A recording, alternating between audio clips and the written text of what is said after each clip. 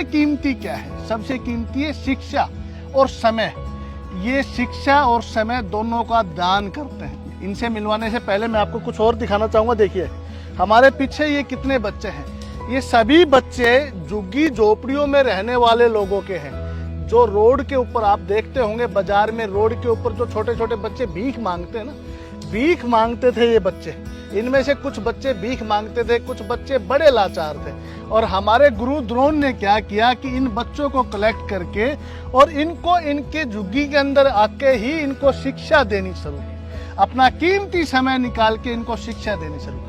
आज रोड पे मुझे कुछ और बच्चे मिले हैं, मैं इनको लेके इनके पास आया हूँ। तो इनके बारे में मैं आपको डिटेल से इसलिए बता रहा हूँ कि आप लोगों के अंदर एक भावना पैदा हो। आप सभी को पता है कि हम चाहते हैं कि हमारे देश से क्राइम कम हो, हम चाहते हैं कि हमारे देश में गरीबी कम हो, लेकिन आगे कोई भी आने के लिए तैयार नहीं है। हम इतना तो कर सकते हैं, कुछ दान दक्षिणा दे सकते हैं। मंदिर के अंदर आप चले जाएंगे, मस्जिद में जाके दान दक्षिणा दे देंगे, लेकिन इस तरह से शिक्षा देना बहुत बड़ी बात है। अपना समय निकाल के, ये अपना समय निकाल के इनको शिक्षा दे रहे हैं। तो श्रीमान बड़ी खुशी है, तो इन चारों बच्चों का आप एडमिशन कीजिए।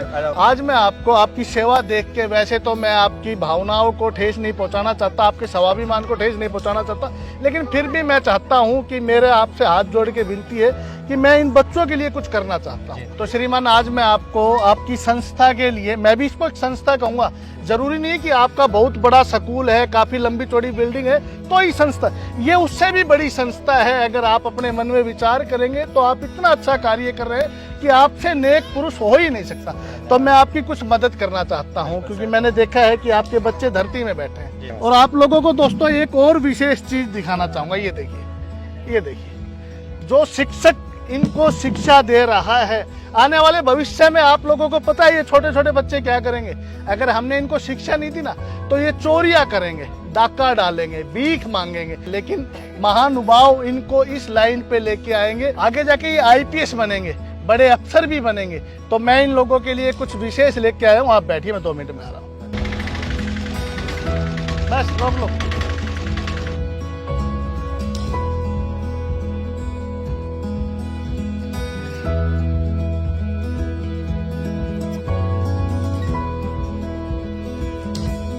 तो सर देखिए, ये तो कुछ तप्पड़ हैं इन बच्चों के लिए। आप इनके नीचे ये बैठेंगे, इसके ऊपर तो इनको किसी भी तरह की समस्या नहीं होगी। और आप आइए मेरे साथ। ये कुछ पंखे हैं, ये पंखे इनके लिए है। ये बच्चे गर्मी में बड़े परेशान हैं। और एक विशेष गिफ्ट मैं आपके लिए लेके आया हूँ, क्योंकि आप इतना नेक कार्य कर रहे हैं कि हर इंसान सोच नहीं सकता। ये कुछ कुर्सियाँ हैं, आपके लिए हैं। और आपको एक और विशेष बात बताऊँ, ये जितना भी सामान मैं आपके यहाँ लेके आया हूँ, इस सामान के मेरी जेब से 1 रुपया नहीं लगा। साथियों, मैं आपको एक और विशेष बात बताना चाहता हूँ कि आज जो मैं यहाँ पे सामान लेके आया हूँ, ये पंखे वगैरह, ये कुर्सियाँ वगैरह, इनका मेरा 1 पैसा भी नहीं लगा। पता है कैसे? जब मैं फर्नीचर शॉप के ऊपर ये लेने गया, उस दुकानदार को मैंने बताया ना जी, इस तरह से एक संस्था है, हम उसकी मदद करना चाहते हैं, उनके लिए पंखे ले रहे हैं, तो थोड़ा सा रेट ठीक लगा लीजिए। तो उन्होंने पता है मेरे साथ क्या किया? उन्होंने मुझे कहा, जी हमें पैसे ही नहीं चाहिए, ये आप वैसे ही ले जाइए और उस संस्था को आगे बढ़ाने का आप जी तोड़ प्रयास कीजिए।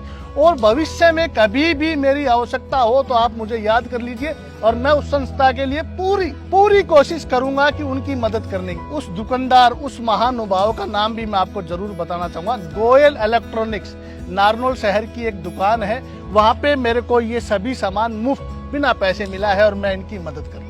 साथियों, पंखे और कुर्सियों के अलावा इन बच्चों के लिए मैं कुछ खाद्य सामग्री लेके आया था।